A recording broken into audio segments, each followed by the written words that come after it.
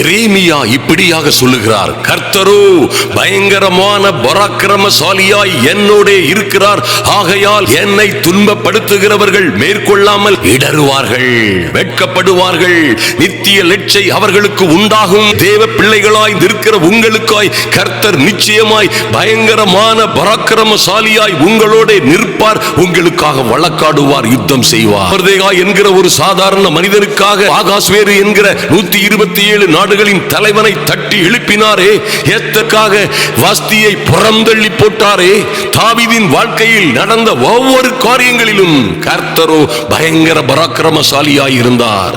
யோசேப்புக்காக பார்வோனை தட்டி எழுப்பினது மாத்திரமல்ல, பார்வோனை யோசேப்பின் விருப்பப்படி எல்லாம் செய்யும்படி கட்டளையிட்டவர். நிச்சயமாய் கர்த்தரோ பயங்கர பராக்கிரமசாலியாய் உங்களோட இருப்பார். நீங்கள் ஒரு நாளும் தோற்று போவதில்லை, வெட்கப்படுவதில்லை, லட்சிய அடைவதில்லை.